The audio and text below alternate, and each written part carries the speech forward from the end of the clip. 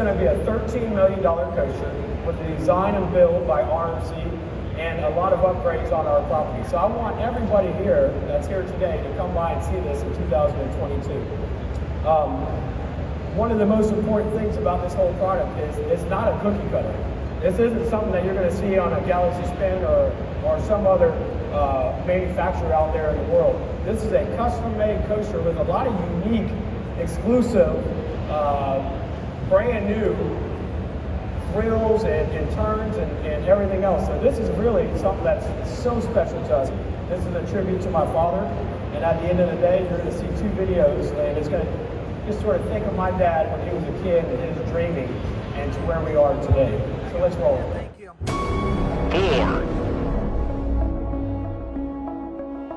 3,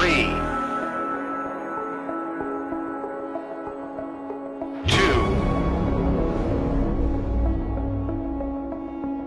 1, and liftoff.